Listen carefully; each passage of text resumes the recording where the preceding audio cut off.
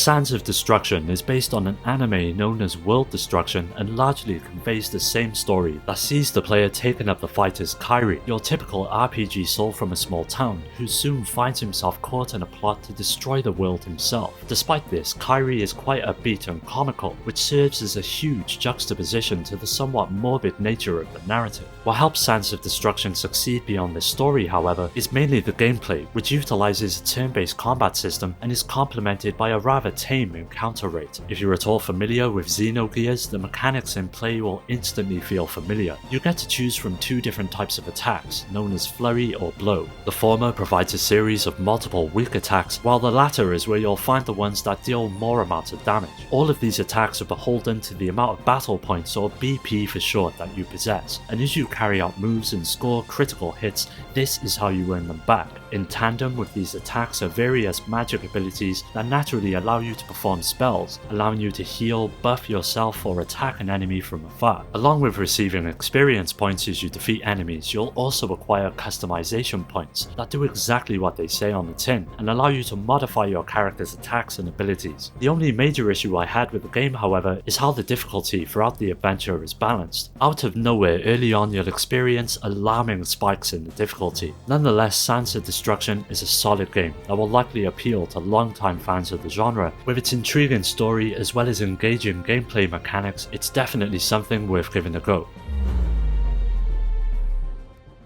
Somabringer is a game that never found its way out of Japan and came from the same minds that brought us the likes of Xenoblade. You're presented with a number of options right away that determine the course of your quest. You get to choose your character's name, appearance, job class, weapon proficiency, and are introduced to a world where mysterious entities known as visitors are invading. You play as one of 7 members of an organization and are tasked with looking into one of these incidents on your very first mission. From this straightforward start, the plot develops, and sooner or later you find yourself completely engrossed in a thrilling adventure with a few unexpected plot twists and consequences. Gameplay wise, everything is presented in real time, from exploring the vast world to seamlessly entering battle, and it's here where the game is at its best. The face buttons of the DS can each be assigned an ability, with the shoulder buttons quickly switching between the members in your party that allows you to be equipped for any situation that might present itself. As you would expect, a wide range of skills are at your fingertips, and throughout the course of the game you'll be learning a bucket load that all have a role to play throughout the numerous encounters you'll come across, and this is no more apparent than when it comes to the bosses. Each pose a real threat and demand a keen understanding of the mechanics in play to overcome, but never to the point of pure despair, as if you're prepared and ready to take them on, you'll never really find yourself in a bind. The adventure will probably last you about 40 hours, and the game is certainly generous when it comes to content, with plenty of side quests to help pad out the experience as well. It's a game you can easily find yourself becoming lost in and losing hours upon hours to as a result. Thanks to a full English translation, it's now easier than ever to jump into this forgotten classic and see the humble beginnings of what would eventually evolve into the critically acclaimed Xenoblade series.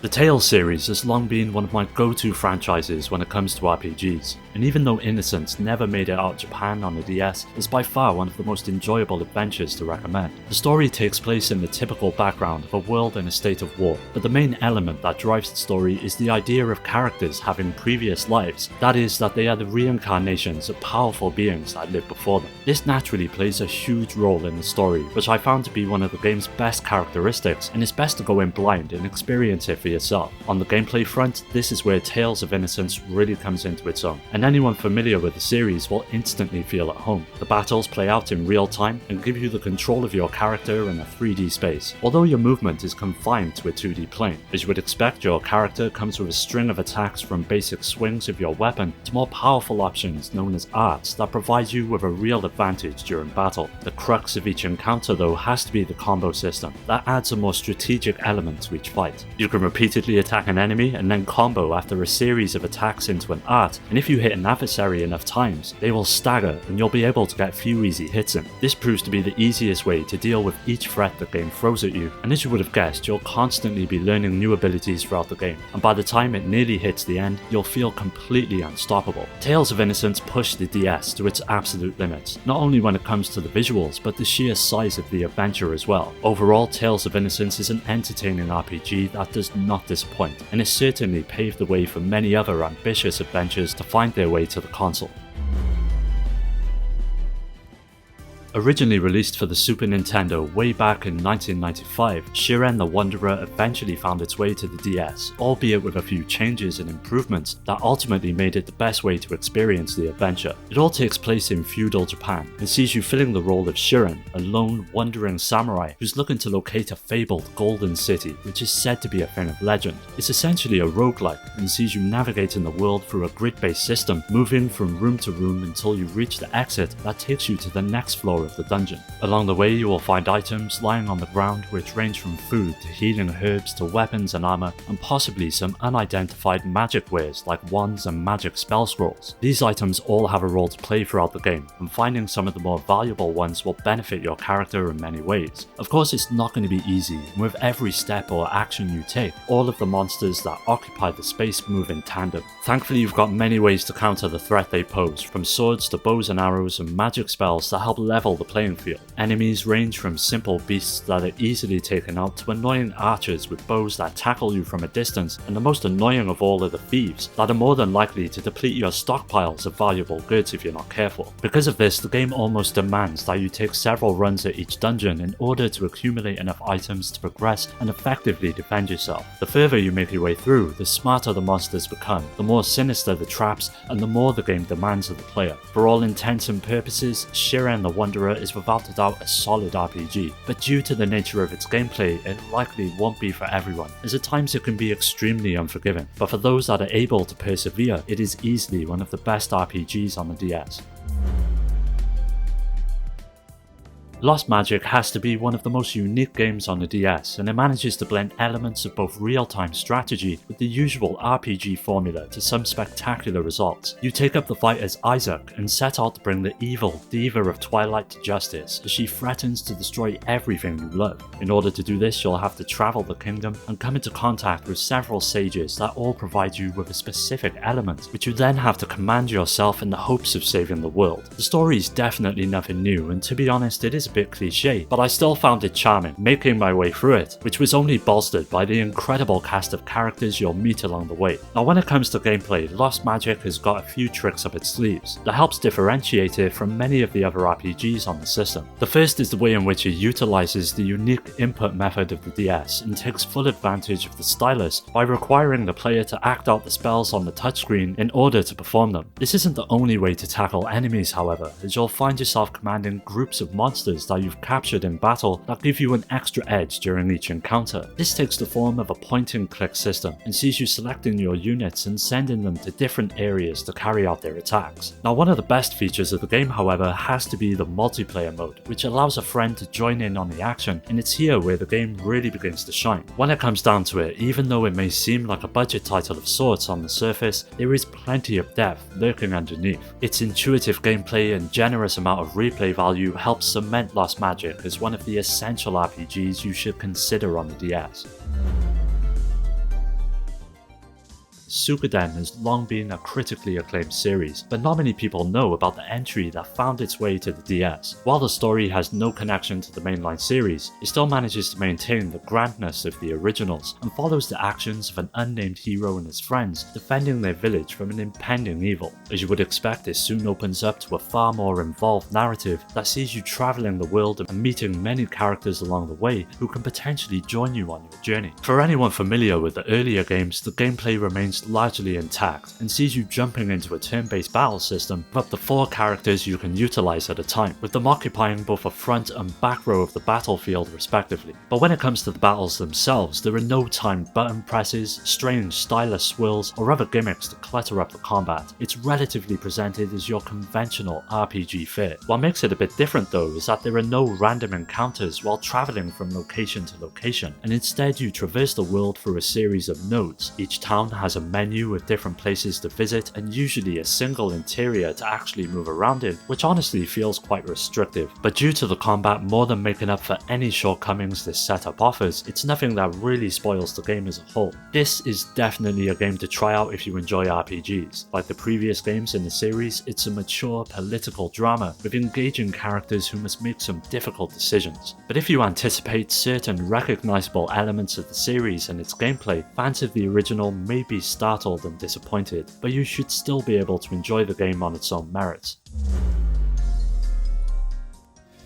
Ever since being introduced to the series with Phantasy Star Online on the Dreamcast, the series soon became one of my favourite RPGs, prompting me to go back and experience all of the games that came before it. As you can imagine, upon hearing a version of the game would be hitting the DS, I was ecstatic, and when it did release, it did not disappoint. Essentially an action RPG, the game requires you to create a character from scratch and choose from various jobs and races that all have their own various pros and cons depending on your approach to the gameplay. Now the game is comprised of 8 different worlds or maps to visit throughout the adventure that are basically different biomes that offer different types of environments to explore. From snowy mountain tops to the scorching heat of the desert, there's plenty of diversity when it comes to the locations, and of course this translates to the enemies that reside there. They tend to be animal-like in nature, such as bulls, gorillas and birds, but there's also a slew of mechanical enemies to contend with as well. Thankfully you've got a range of skills and attacks to help keep them at bay, and this is where something known as a mag comes into play. Mags are small robotic creatures that follow you around, like a piece of armor disguised as a Pokemon. You can feed them anything from your inventory, making their stats increase as well as those of your character. But what's great about mags is that depending on what you feed them and how you increase their stats, they will actually change their appearance and give your character a unique look. But by far the main draw of the game is the online play that is still active in small pockets to this day. So if you've never heard of this game, there's still a community keeping it alive, which are always looking to increase their numbers. So if you find it on the cheap, it's well worth giving a go if you like the look of it, especially if you were a fan of the online series on the Dreamcast back in the day.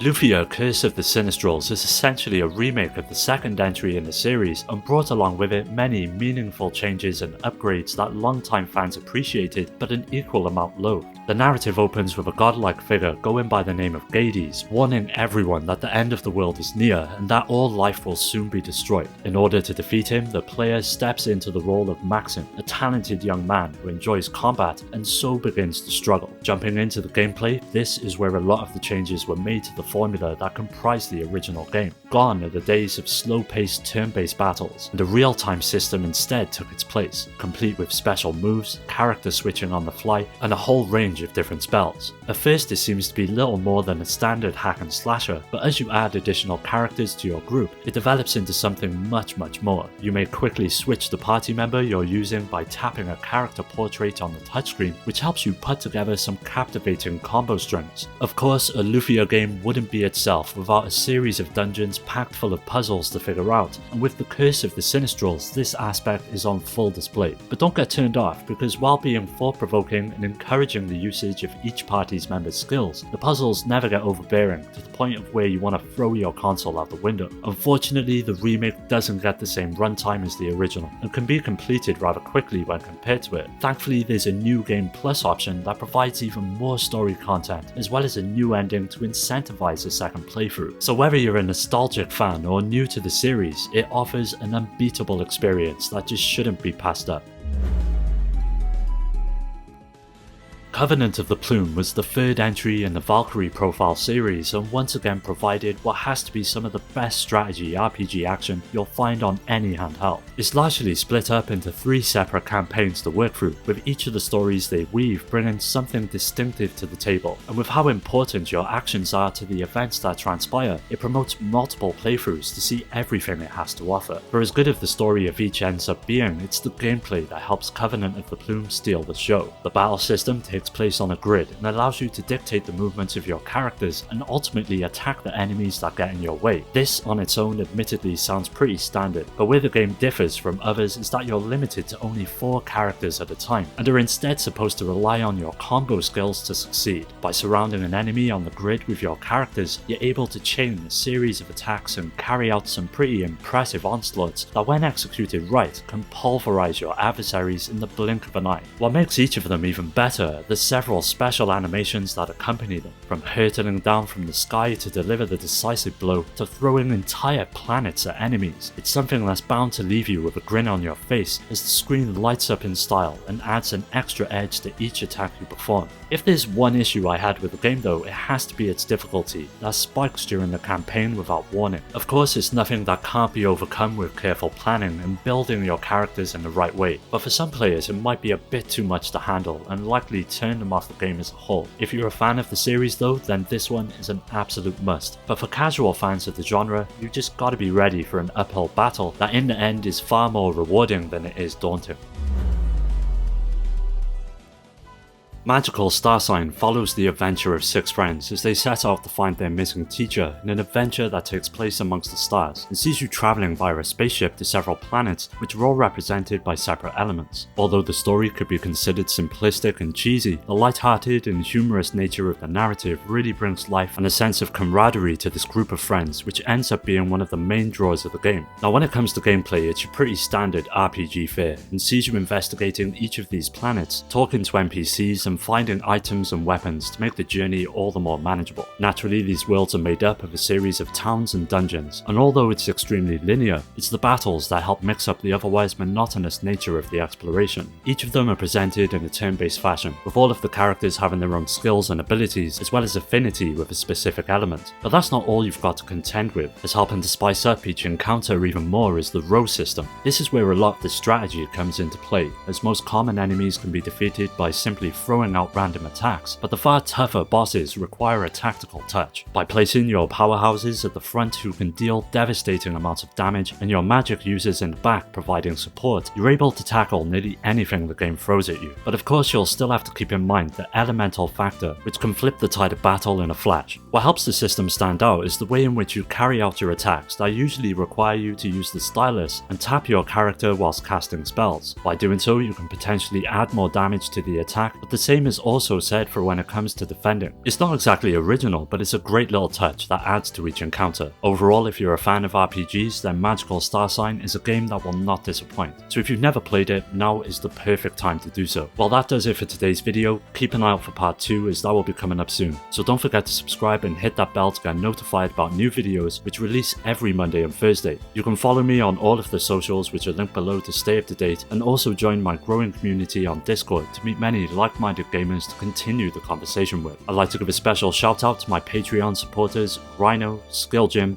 Shuden, Richard, Amy, Daniel, Alfred, Dio, Omar, Strider, Pierre, Carl, Awesome Jacket Dude, Maximus, Scott, Alfred, Ryan, Alex, GameCube Galaxy, Curse Salaryman and Paddy J for their continued support that helps make these videos possible. If you're interested in joining my Discord or supporting the channel through Patreon, you'll find all of these links down below. As always, thanks for taking the time to watch the video. I'll catch you next time.